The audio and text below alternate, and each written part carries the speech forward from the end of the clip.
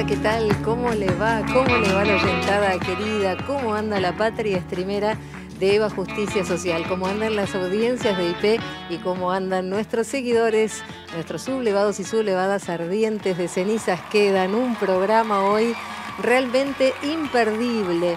Un acto heroico colectivo, una defensa de los trabajadores y trabajadoras del movimiento obrero organizado en plena dictadura cívico-militar, empresaria, clerical y mediática.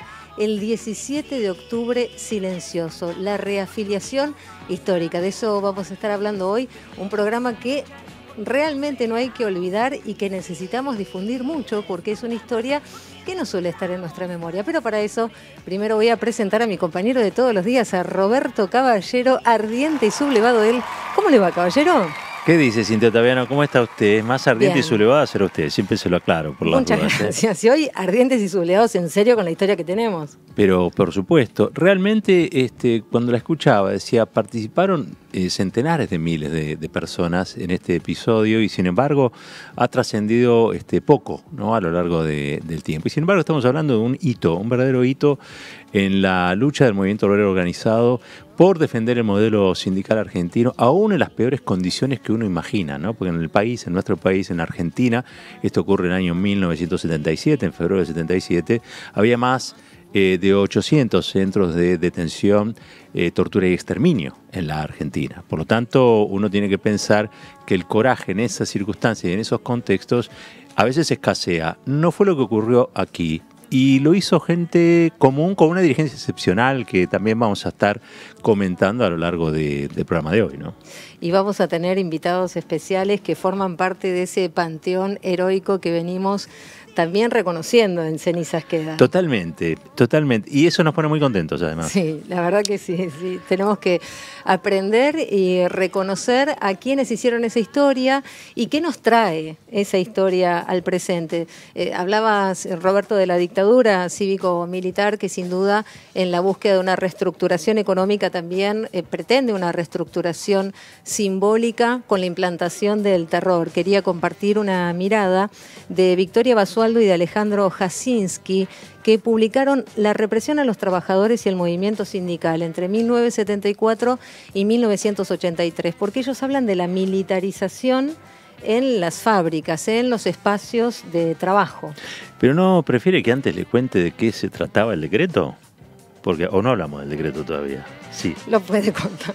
Claro, porque hablé de febrero del 77. En ese momento la dictadura genocida de Videla, Macera y Agosti dan un decreto, firman un decreto ley que en realidad tenía una legalidad muy escasa, pero que era la legalidad vigente bajo el terror. Uh-huh. Y en ese decreto, que es el 385/77, que está firmado también por Tomás Liendo, que era el ministro de Trabajo, Julio Arnaldo Gómez, que era el ministro de Justicia, tiene 6 artículos. Nada en esos más que 6 artículos, pero escuchen lo que dicen estos 6 artículos. Para allá.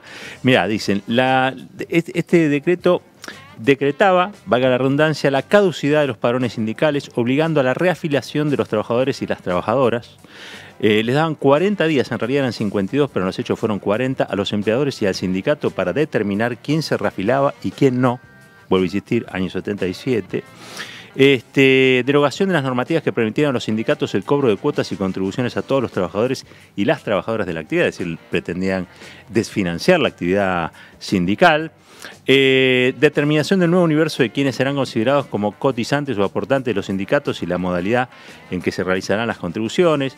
El 10 de abril tenían que presentar la nómina con una manifestación por escrito y en doble ejemplar, si está o no afiliado. Después lo vamos a desarrollar, pero realmente uno piense la circunstancia en ir al personal de empresas que colaboraban en muchos casos con la dictadura cívico-militar a hacer un trámite por 2, ¿sí? Con copia y frente al jefe de recursos humanos que, así como te podía aceptar eso, te podía identificar como alguien que estaba activando sindicalmente. Claro, y que en definitiva lo que estaban buscando por un lado era quebrar económicamente a los sindicatos, ir directamente contra esa estructura económica, pero también la legitimidad, ¿no? ¿A quién representan? Lo que decía la dictadura es que no representaban a nadie, entonces se jugaba no solo la reafiliación de una rama, sino la de todo el movimiento obrero. Totalmente. Y esa legitimidad que es de base, que es fundamental y que es la que terminaron teniendo. Pero no spoileemos el final, porque lo que queríamos contar es que esa reafiliación histórica se da en el marco del terrorismo de Estado. Y por eso me parecía importante traer este trabajo de Victoria Basualdo y de Alejandro Jasinski sobre la represión. Recordemos que el 65% de las personas detenidas desaparecidas eran trabajadores y trabajadoras, comisiones internas enteras. Y me parece interesante este término de la militarización de los espacios de trabajo.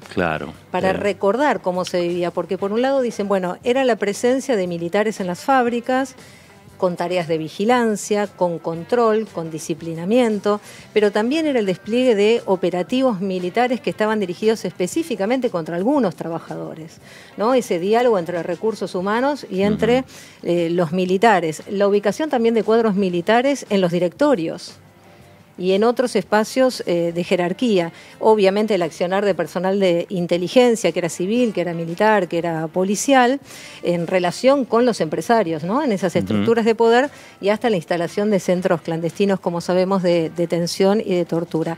En ese escenario es que se da esta reafiliación, este decreto con la firma de Videla, que lo que busca es quebrar entonces al movimiento obrero organizado. Claro, quebrar a los trabajadores organizados en un contexto donde la dictadura pretendía cambiar la matriz productiva del país, ¿no? Entregárselo a los sectores financieros y al agro y sacrificar la industrialización alcanzada en los gobiernos previos, ¿no? Cosa que no habían podido hacer las otras dictaduras. Aquí van a fondo. Aquí van a fondo, la subordinación es total con las políticas del consenso de Washington, aparecen personeros como los Aleman, como los Martínez de Oz, y quebrar al movimiento obrero era estratégico. Quebrarlo en sus reivindicaciones, en su moral, en su dignidad y en su autoestima, fundamentalmente en la autoestima. Ustedes saben que este programa nosotros lo dedicamos a levantar la autoestima nacional, es nuestro aporte a que eso suceda, como desde la memoria, rescatando episodios, contando estas crónicas ardientes de la Argentina que se sublevó frente a lo injusto, frente a lo dependiente, ¿no? Digo, me parece que este programa encaja perfecto. Son pocos los homenajes que se hacen al movimiento obrero organizado en la Argentina, hay que decirlo. Hay un descrédito muchas veces influenciado por las grandes corporaciones, hay un estigma que pesa sobre aquellos dirigentes, pero hay muchos dirigentes que se jugaron el lomo en estas circunstancias, y aquí hay un epicentro que no es menor. Este es, si se quiere, el inicio de un proceso que termina con el primer paro general hecho contra la dictadura genocida de los Videla, de los Martínez de Oz, de Clarín, ¿sí? De Clarín, de Techín y de todas las grandes corporaciones en la Argentina que aprovecharon esa dictadura, si bien no para reconvertirse, en muchos casos generar una deuda que todavía hoy seguimos pagando. Eso es motivo de otro programa, pero querían hacer algo y no lo lograron. Y no lo lograron porque hubo gente que se sublevó, reaccionó. De eso trata el programa de hoy. Sí, y justamente una de las características de nuestro programa es que escuchamos las voces de los protagonistas. Así que vamos a escuchar a Roberto Bonetti, un dirigente de la UOM, que así lo cuenta. Bueno, en el año 77 yo me encontraba trabajando en una empresa metalúrgica de la localidad de Avellaneda, la empresa Ferrum. Empresa muy importante, éramos alrededor de 4.000 trabajadores, se trabajaba en 3 turnos. Ya en esa época había un conflicto dentro de la empresa nos había quitado parte de los premios, nos había reducido el salario en forma importante, aprovechándose de que bueno, estábamos en el medio de una dictadura genocida. Y bueno, hubo un conflicto dentro de la empresa, si bien la actividad gremial estaba prohibida, aprovechamos, me acuerdo, el horario de almuerzo y manifestábamos dentro de la empresa reclamando que se nos devuelva ese salario. Lo que pasó fue que, bueno, un día ingresó el ejército, se llevó varios compañeros detenidos. Explico esto para que veamos en qué contexto se dio lo que después fue la desafiliación masiva de los trabajadores por parte de la dictadura. Dejaron a los sindicatos sin afiliados, había que volver a reafiliarse. Ese contexto que explico es porque, bueno, veíamos que había una actitud represiva, una actitud intimidatoria, tanto desde la empresa como lo que venía de la dictadura genocida. Bueno, ¿qué sucedió? Que todos los trabajadores nos volvimos a reafiliar. Incluso se dio algo extraordinario. Hasta aquellos que nunca se habían afiliado al sindicato por diferentes motivos, también se afiliaron. Y el tema era simple, reconocíamos al enemigo. Sabíamos que podíamos tener diferencia incluso con la organización sindical, en el caso de algunos trabajadores, pero sabíamos que el enemigo estaba en la empresa, en la patronal y en la dictadura genocida. Y simplemente fue así, nos reafiliamos todos. Yo me acuerdo, mi sector era un sector de empaque, éramos unos 30 trabajadores en ese horario, y llegó un señor que no sabíamos quién era, acompañado de un militar, y bueno, y dijo, ¿quién se quiere volver a afiliar? Bueno, hicimos una filita, calladito en la boca, y todos los que estábamos en ese sector, y así sucedió en toda la fábrica, nos volvimos a reafiliar. Calladito en la boca, pero cada firma, cada afiliación era una bofetada que le pegábamos a la patronal y que le pegábamos a la dictadura. Y de eso nosotros cada uno en nuestra conciencia lo sabíamos. Así fue que nos reafiliamos todos, y el caso de la Unión Obrera Metalúrgica, como fue el caso de otros sindicatos, tuvieron más afiliados que los que tenían anteriormente a la desafiliación. Ahí Roberto Bonetti nos contaba, ¿no? La conciencia del trabajador, de la trabajadora, la conciencia también de quién era el enemigo. Podían tener diferencias entre las distintas ramas, distintas perspectivas, por supuesto, incluso dentro de los sindicatos, pero mucha claridad con respecto a lo que tenían que hacer. Calladitos la boca, dice. Porque ese era una situación realmente muy delicada, ¿no? Se jugaban la vida. Pues Roberto es el secretario general adjunto de la UOM Capital, ¿sí? Y bueno, guarda esta memoria. La verdad yo nunca lo había escuchado contarla así como lo cuenta, y se genera escalofríos porque uno se pone en esa situación. Hoy hay cosas que parecen habituales, ordinarias, digamos, pero en aquel tiempo tener una posición jugada era saber que uno se estaba jugando la propia integridad física, digamos, ¿no? Pero también había una convicción de que había que defender esa integridad que era la de un dirigente sindical, de un movimiento obrero que había hecho grandes luchas, un movimiento obrero que había encabezado también grandes protestas, que se había ilusionado mucho por diferentes circunstancias con el proceso de la vuelta a la democracia, ¿no? A partir del 73, y que ahora estaba enfrentando o estaba con un enemigo del porte, una dictadura que era distinta a otros. Porque a esa altura ya se sabía, ya había registro, se lo vamos a preguntar a otro de los protagonistas que está aquí con nosotros en el piso, ya había registro de que esta no era una dictadura como las anteriores. Y además, esa intención de reestructurar la matriz económica de la que hablábamos, el día que Videla publica ese decreto, en febrero del 77, desaparece el Gato Smith, ¿no? Un dirigente clave de Luz y Fuerza que venían trabajando en una SECBA autogestionada. Totalmente, donde el sindicato era quien elegía a los integrantes del directorio. Y era un proceso que se catalogaba como de éxito. Háblame de empoderamiento sindical, ¿no? Y sí, y funcionaba muy bien hasta ese momento. Había que cortar con ese modelo, que era un modelo obviamente peronista, se había firmado en los últimos meses, entiendo, del gobierno peronista, y se llevaba adelante y con eficacia, pero obviamente los planes de la dictadura eran muy otros, ¿no? Eran otros. Fíjate que, digamos, la dictadura en números, repasémosla, decíamos dictadura cívico-militar y no alcanza.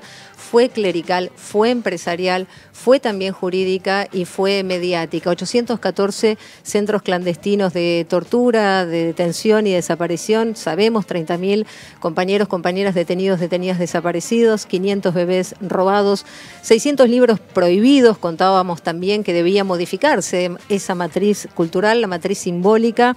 200 canciones censuradas, 20.000 empresas destruidas, 8 veces más de pobrezas, 517.000% de inflación, porque también lo que cuentan los trabajadores y trabajadoras era la desesperación, ¿no? Cómo llevar adelante la vida en los distintos planos y en la implantación de ese terror. Y le preguntamos a Bonetti, bueno, ¿cómo hicieron en ese contexto para organizar también esa reafiliación? Porque se suponía que les daban 52 días, pero terminaron siendo 40.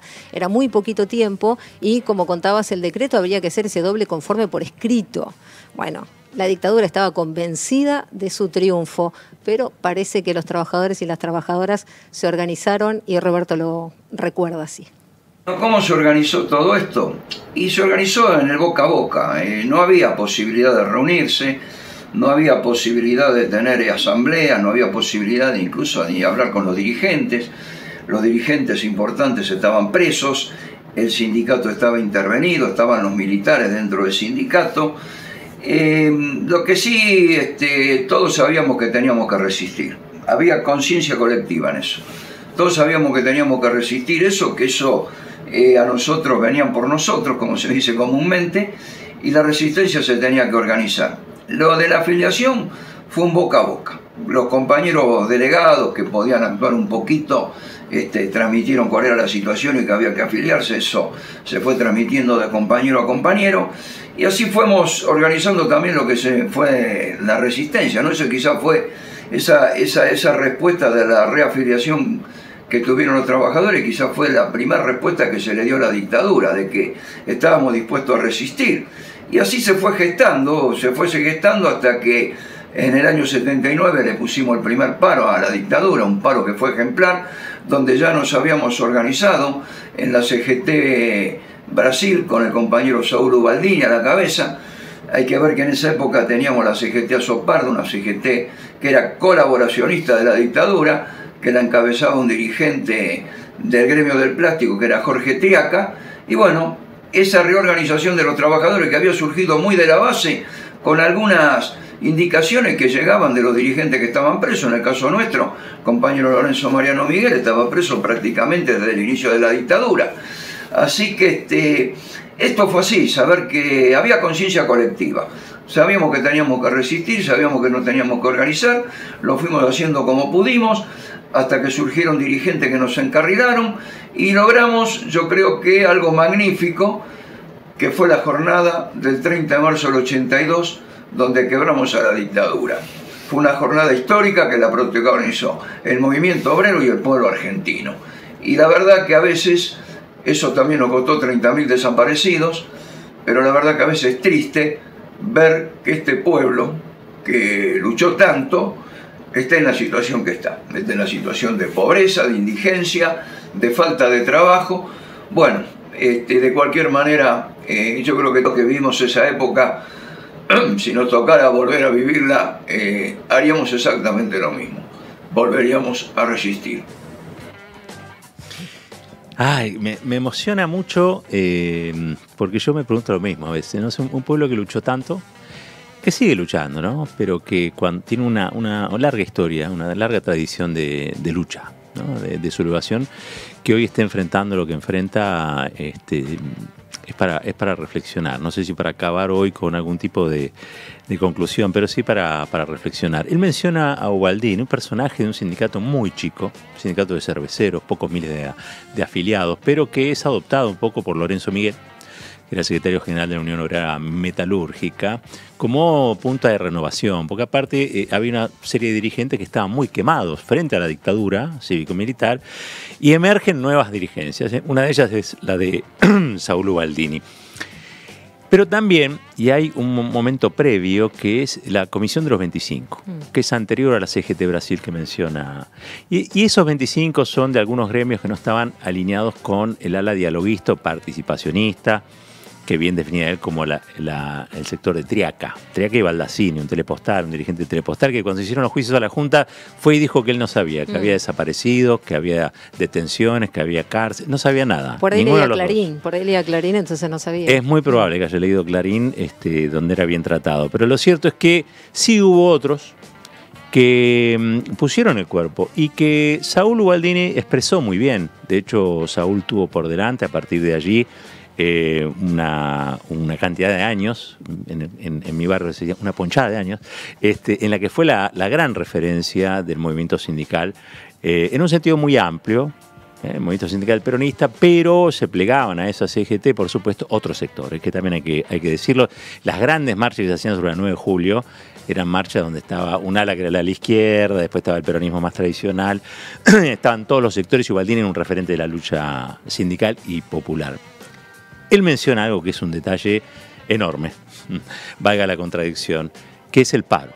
Construir un paro en plena clandestinidad, construir un paro sabiendo que te van a meter preso, construir un paro sabiendo que esa organización no podía fallar, porque la falla se pagaba con la vida o con la libertad. Y en eso, yo cuando veo a algunos que dicen tal cosa de Ubaldini, no sé qué, miren, la verdad que se jugó el pellejo, como tantos otros. Algunos después defeccionaron, no quiero mencionarlos acá porque estamos en una actividad unitaria. Yo le diría que se queden, que miren el programa hasta el final, hablando de Ubaldini, porque hay una sorpresa al final. Sí, hay una sorpresa.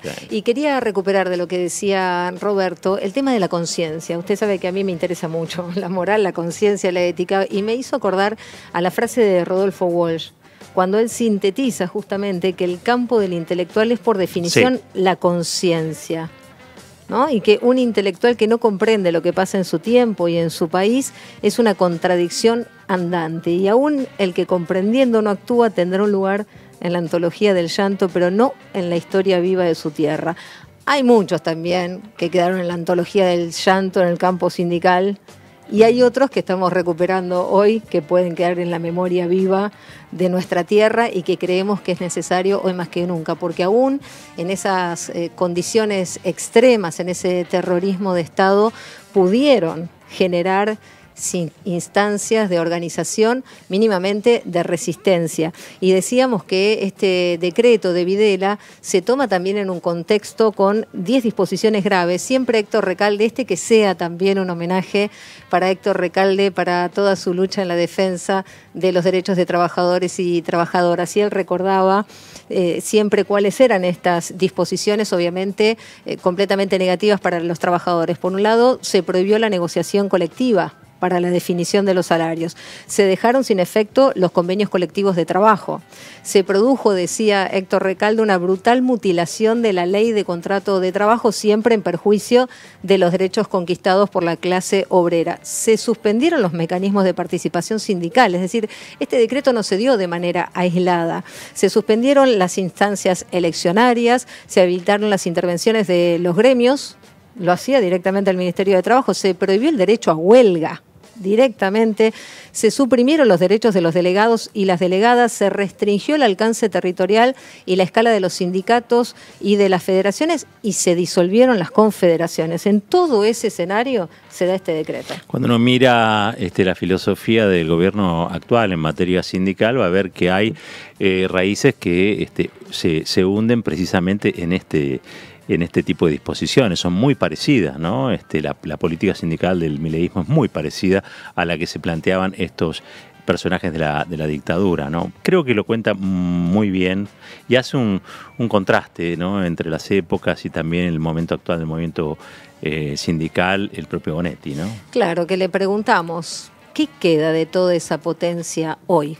A ver qué dice. Histórico, yo creo que hoy no queda nada. Lamentablemente no queda nada.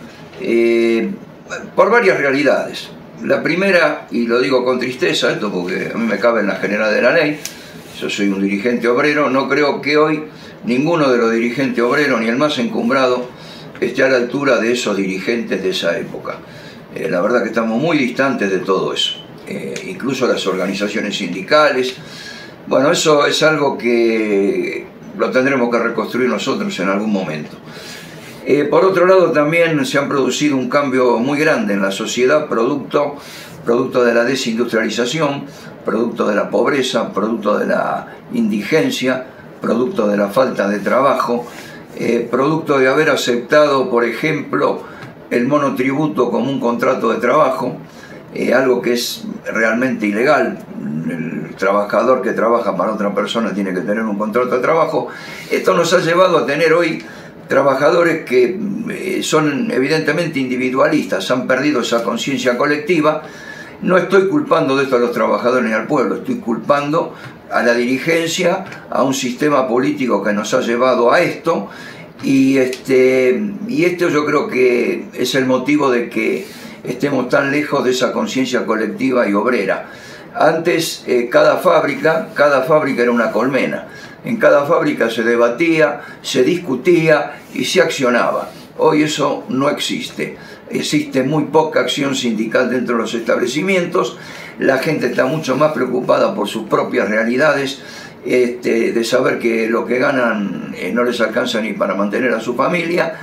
y una dirigencia obrera, como dije, que tampoco está a la altura de estas circunstancias.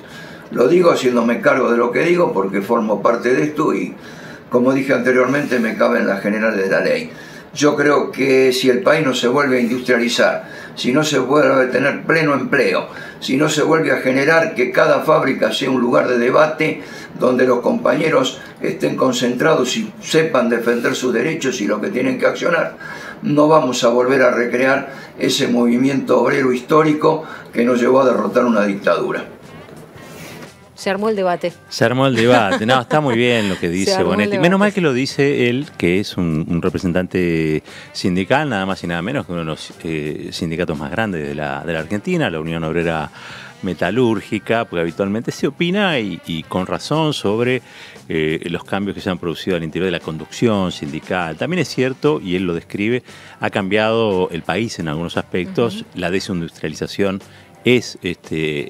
tiene sus efectos, también la reprimarización de la economía tiene sus efectos. La precarización laboral. La precarización laboral, el impacto tecnológico en algo. Yo creo que hay otras cosas que son mayores todavía, pero el impacto tecnológico también juega su papel.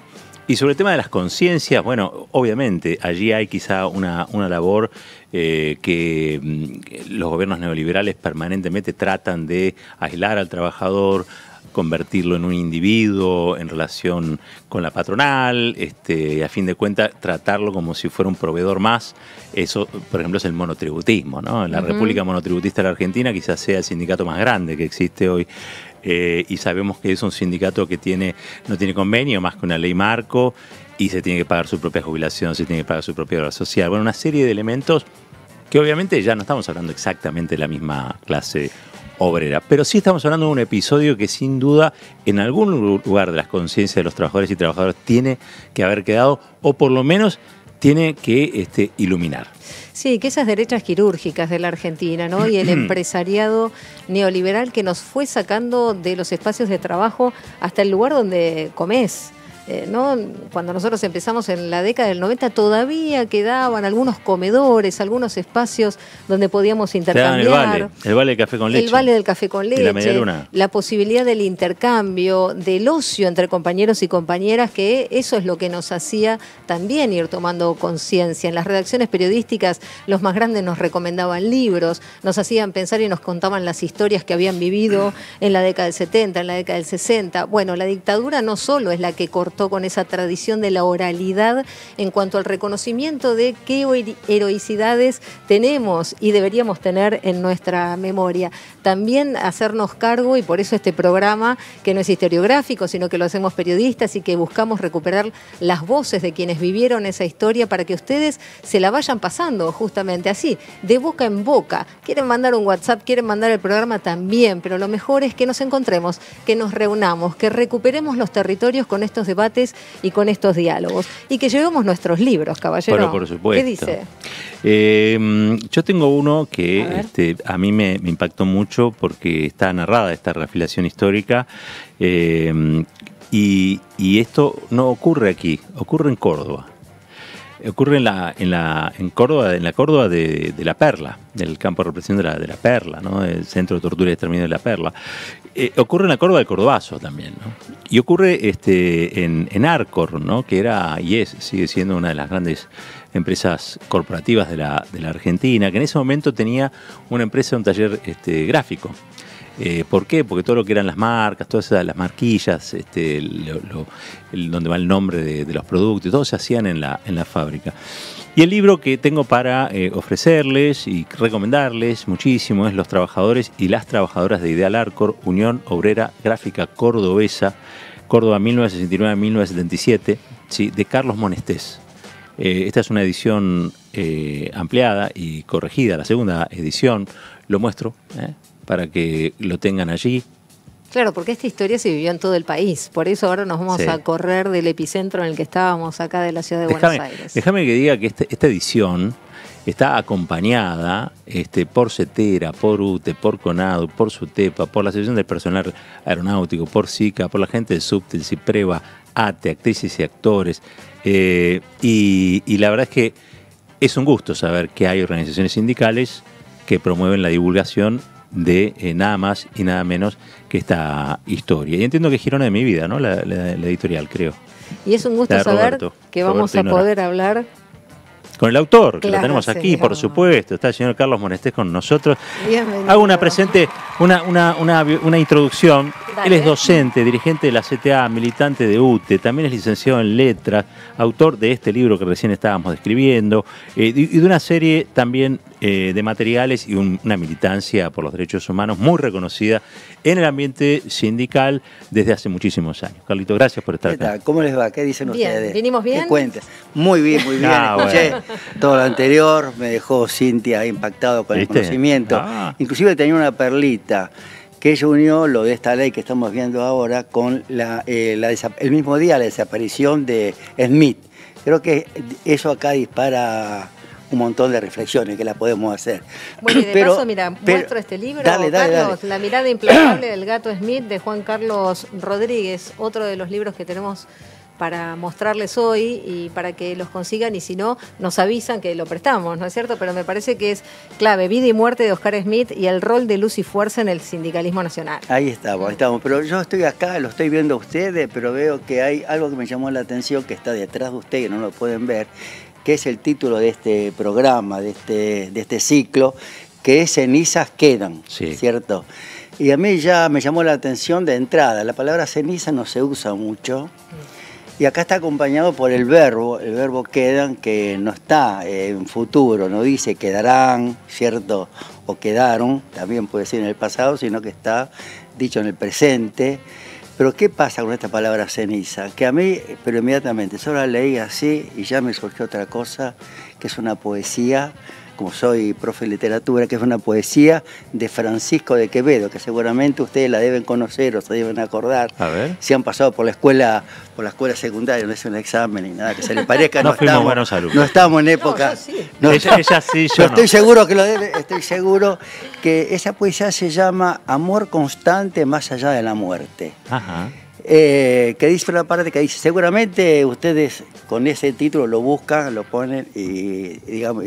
Y una cosa que se recita mucho, es un soneto, pero hay una parte que dice, vamos al tema de la ceniza, que dice algo así como venas que han ardido o médulas que han ardido mucho, serán ceniza, mas tendrán sentido. Polvo será más polvo enamorado. Ustedes a lo mejor se acuerdan de ese final, sí, no sé si se acuerdan. Sí. Polvo, y ahí me quedó Quevedo, ¿no? Porque en esa poesía Quevedo toma la palabra memoria también, porque juega con la muerte, si todo desaparece, de amor constante, más allá de la muerte, o si van quedando cenizas, ¿cierto? Inclusive hay una palabra, disculpen que haga una digresión. No, por favor, porque cenizas quedan de tu historia, de la que vos viviste. Claro, y cada una digresión, que no tiene que ver aparentemente con el tema, que ahí cuando dice serán cenizas más tendrán sentido, parece mentira. Yo estoy acostumbrado a hacer estos análisis y ese más tendrán sentido, que aparentemente puede ser serán ceniza más tendrán sentido. Debe funcionar, ustedes que son periodistas, como un pero. Claro. ¿Ve? Ahí está, Sí, como un sin embargo. Pero también estuve pensando, y que me gustaría que sería el tópico de este programa, que en vez de ser un pero sea una adicción, sí, tú lo has dicho. ¿Se entiende? Más. Sí, señor, pero es ambivalente. Sí, digamos, cuando yo lo leí primero, dijo, bueno, ¿espero o se suma? Serán ceniza y tendrán sentido. Claro. O sea, le puedo poner el i, digamos, la adicción. La serán adicción. cenizas y más tendrán sentido, van a tener más sentido. Y tendrán todavía, sentido. Y eso se refuerza con el último verso, que ahí sí es todo continuo, que dice, polvo será más polvo enamorado. Ahí está la continuidad perfecta, ¿cierto? O sea que, volviendo a la palabra ceniza, no, yo lo saludo mucho por eso, ¿viste? Porque es parte, no, y después me asombro Quevedo, que eso en el siglo XVII, en los 1600, que tomaba estos temas, porque eso también hay una parte filosófica que tiene que ver con la continuidad de la vida. O sea, la muerte significa después otro ciclo, o hay algo que continúa. Cuando estoy adicionando, como dice Cintia, está continuando. Claro. ¿Cierto? Así es. Pero eso es filosófico.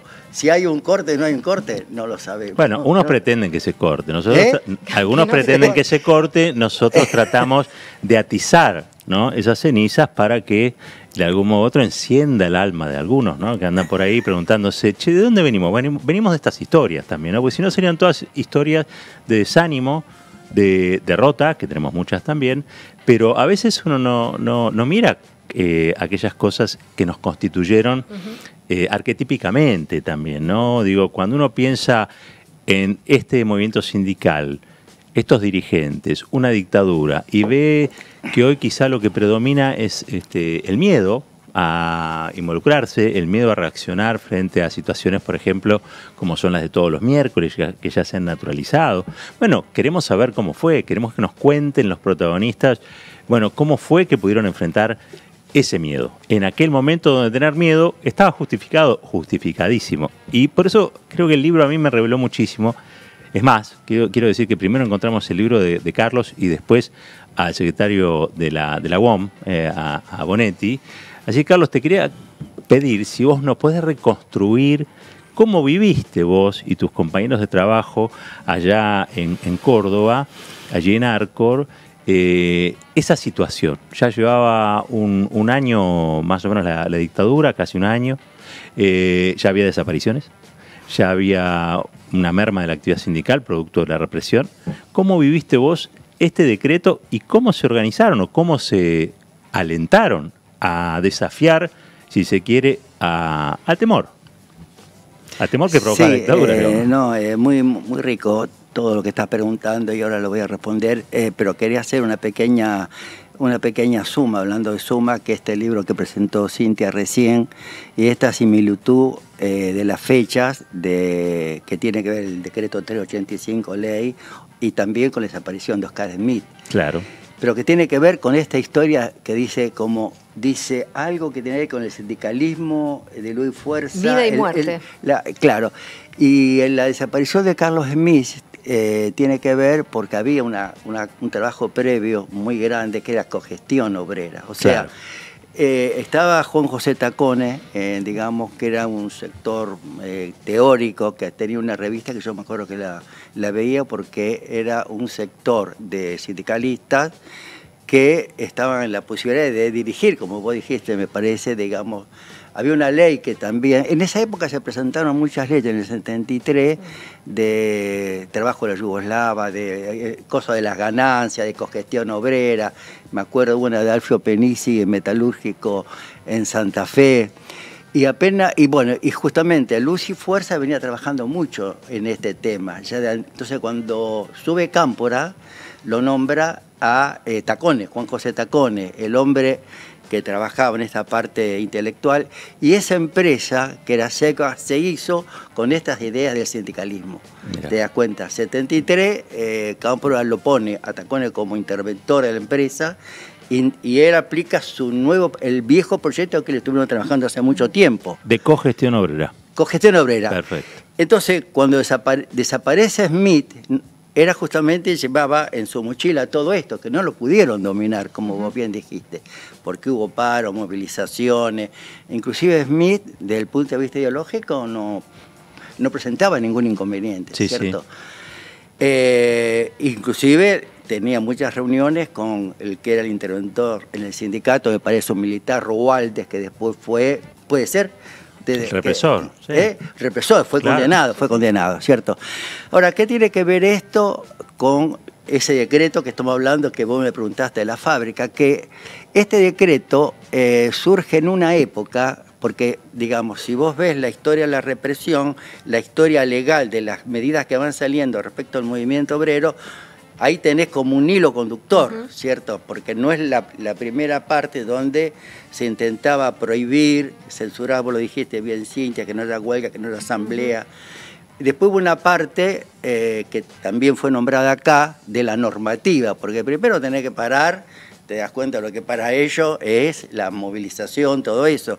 Después viene una parte de meterse en la legislación, que es lo que vos nombrabas con Recalde, cuando cambian 16 leyes, 16 artículos en la ley, O sea que avanzó. Después hubo una parte en que también fue nombrada acá, en que tenían que reorganizar el país y ahí sacaron una nueva ley que era, no sé si la 26.500, pero ya para julio-septiembre del 76, que cómo se tenían que manejar los ministerios de trabajo de las provincias, que pasaban con los dirigentes elegidos con sus mandatos, se les terminó el mandado, cómo iba a continuar, donde aparece ahí la palabra subdelegado y aparece la palabra impedimento.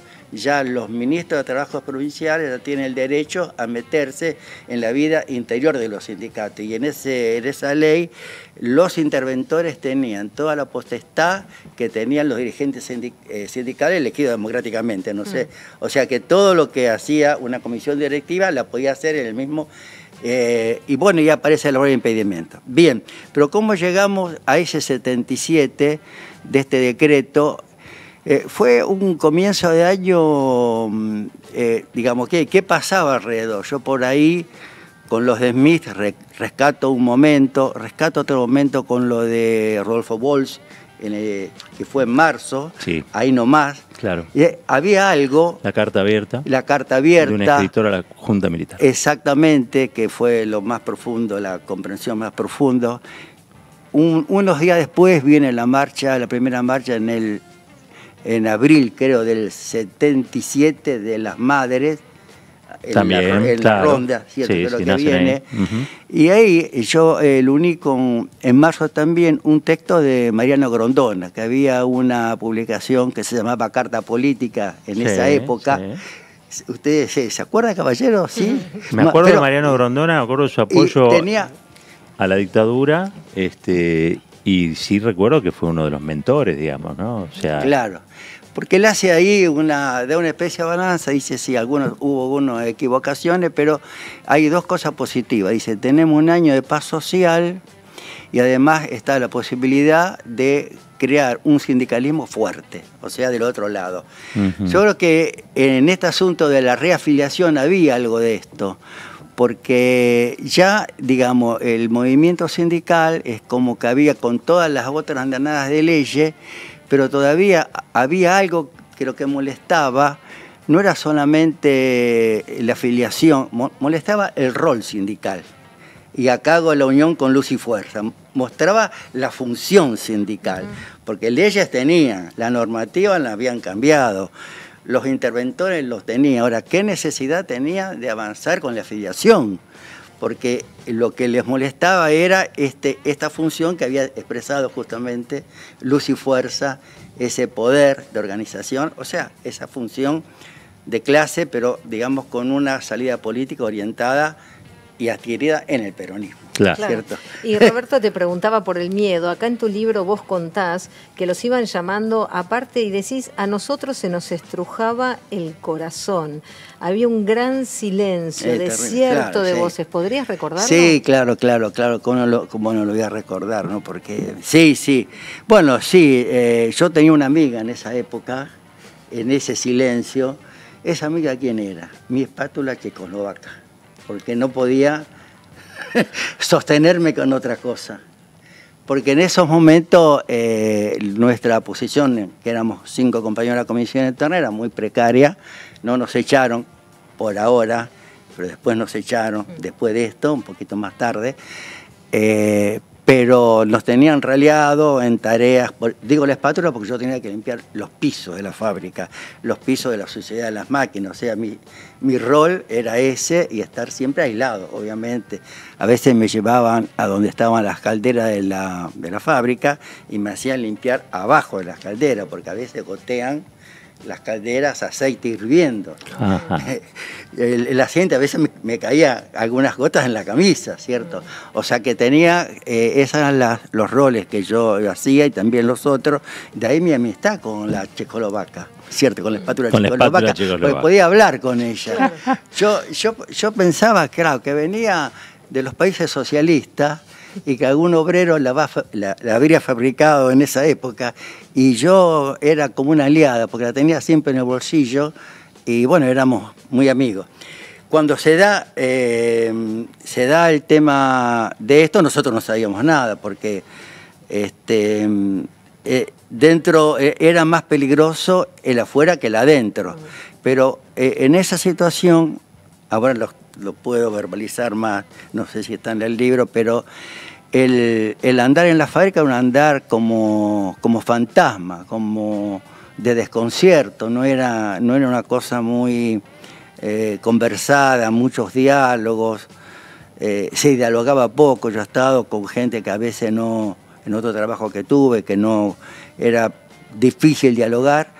Entonces, un buen día, ahí, sin saber nosotros, ¿cierto?, nos llaman por ese pasillo que vos decís que estaba cerca de mi máquina, porque estaba mi máquina, una máquina muy grande, una Elite, laminadora, y después estaban los baños, y después de ese pasillo pasaba por donde estaban las compañeras que hacían un trabajo de troquelación, y en la oficina de personal tuvimos, para mí, que no lo recuerdo, tuvimos que votar. Eso lo que no sé si, como dijo Roberto, era llenar planillas. No recuerdo haber llenado las planillas, pero sí tuvimos que votar.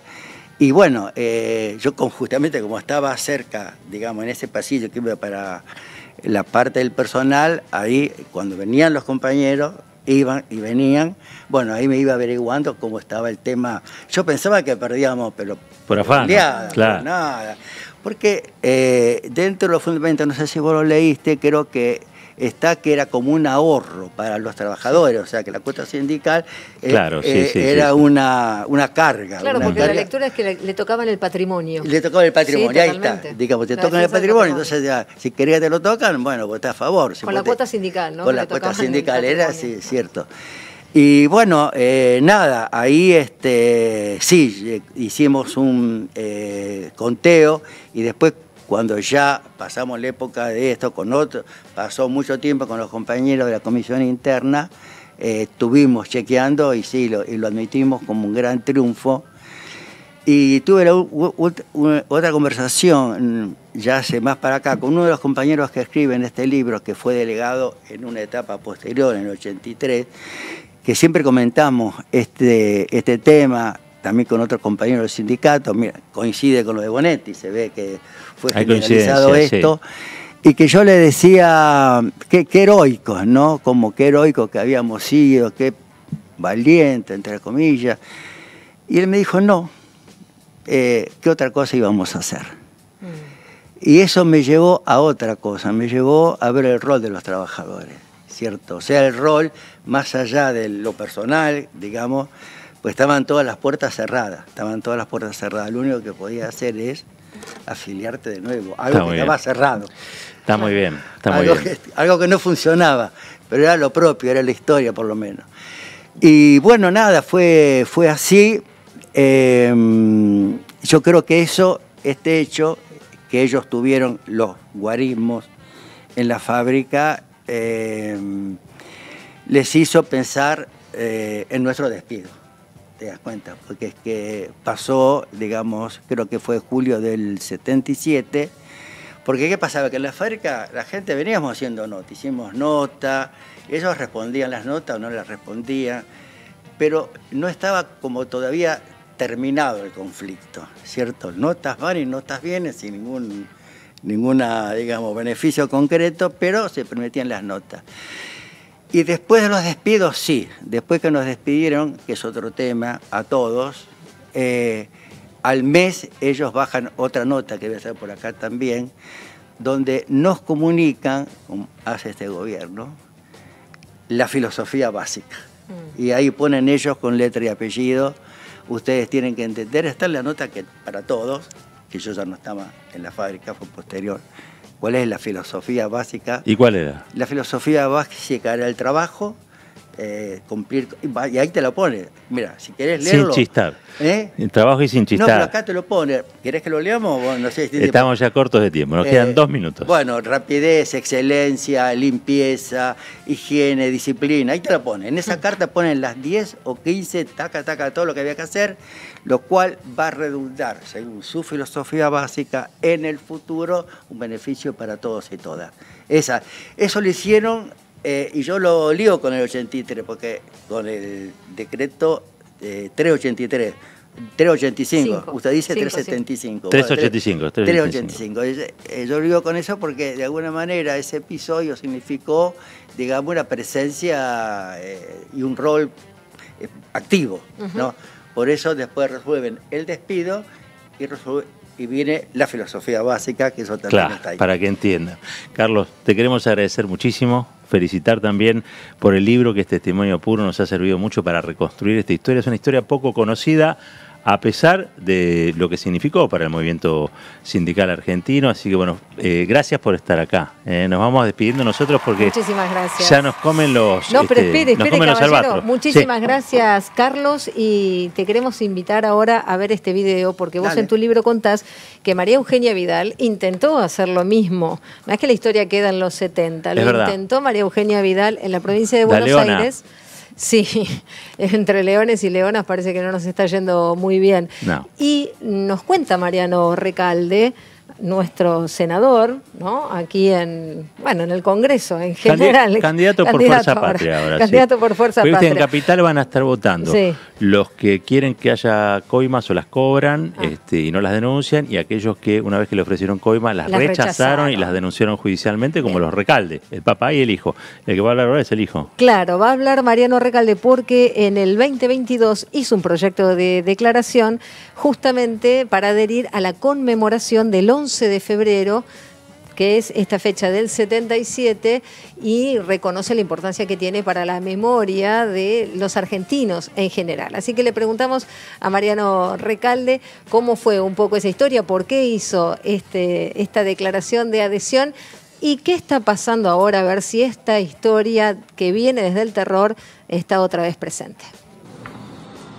En estos días estamos discutiendo una reforma laboral que quiere debilitar a los sindicatos.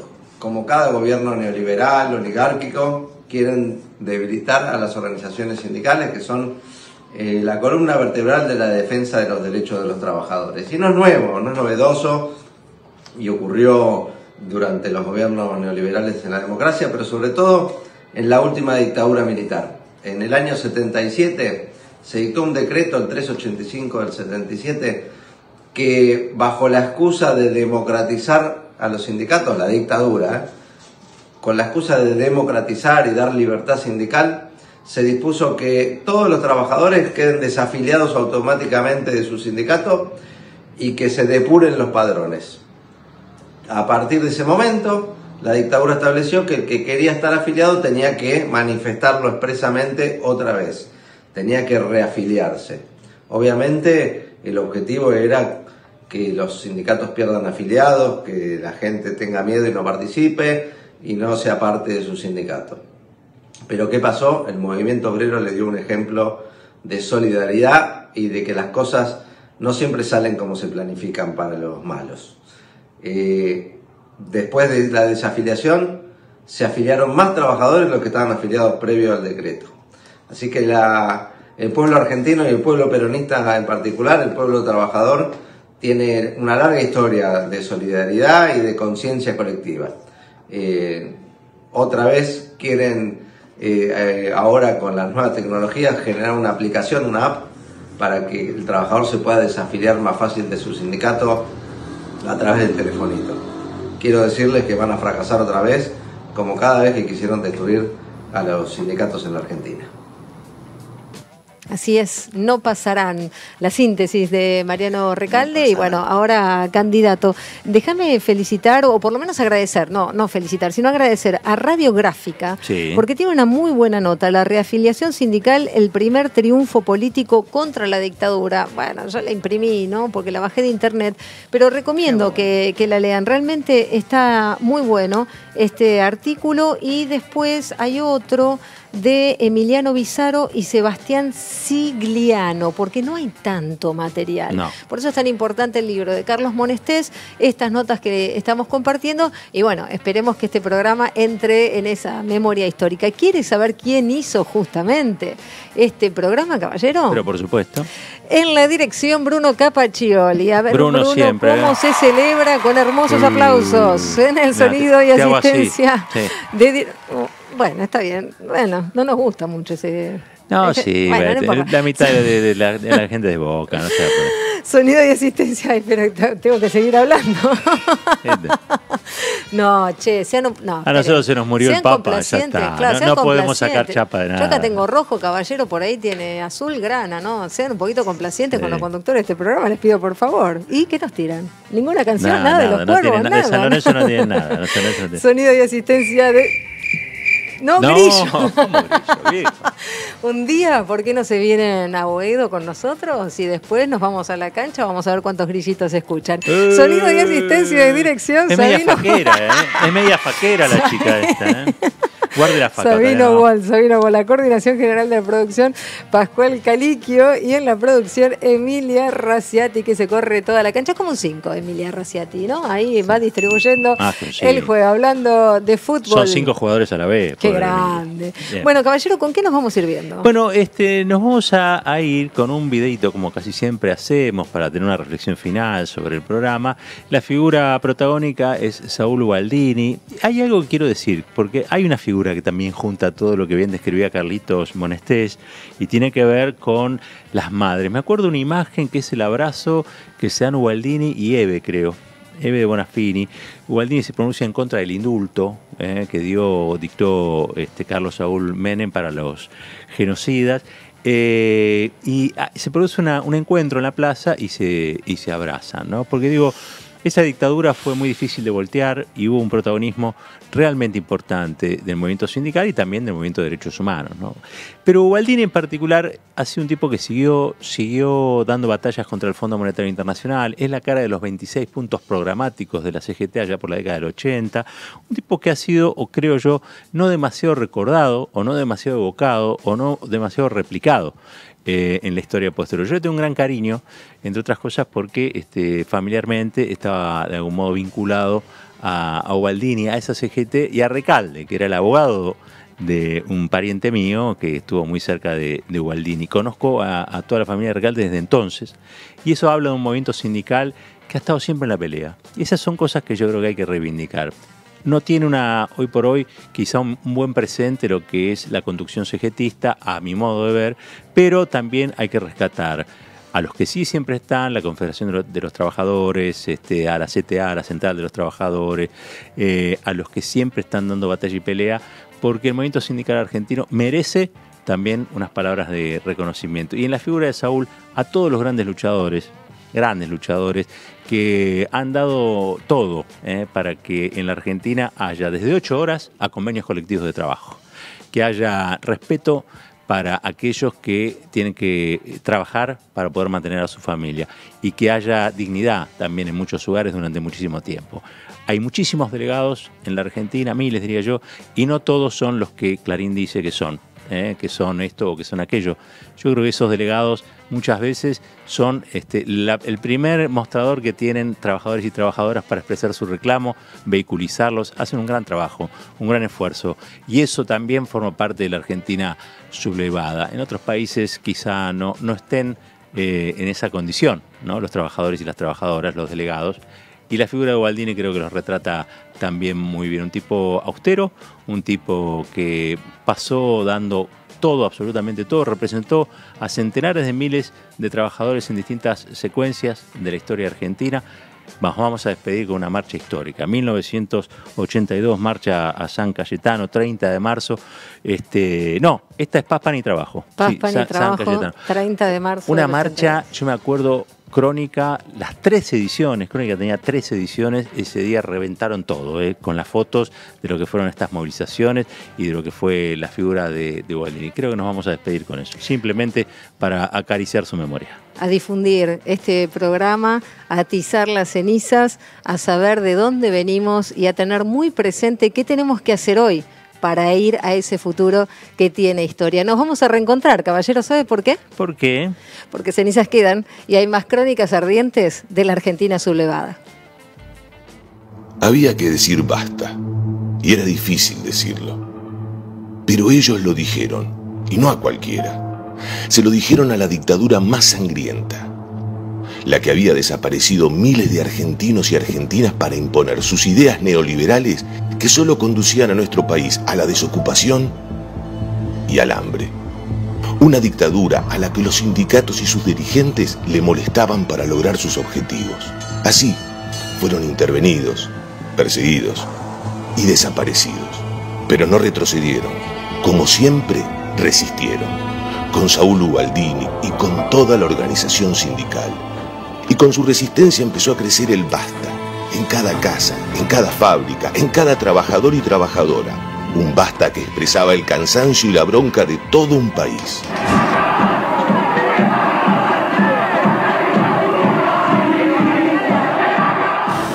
El 30 de marzo de 1982, ese basta explotó en una marcha hacia Plaza de Mayo para hacer oír su reclamo. Paz, pan y trabajo. Una marcha que se extendió por todo el país y que fue salvajemente reprimida, incluso con la muerte. Una gesta que nos dejó héroes, como toda gesta patriótica, y que marcó el comienzo del retorno democrático. Con la fortaleza de los trabajadores. Y a la que hoy, 40 años después, le rendimos homenaje por su valor y porque nos dejó una lección. Ante el avance del neoliberalismo, ya sabemos qué hacer y qué decir. 40 años de la movilización del 30 de marzo de 1982. Porque unidos nos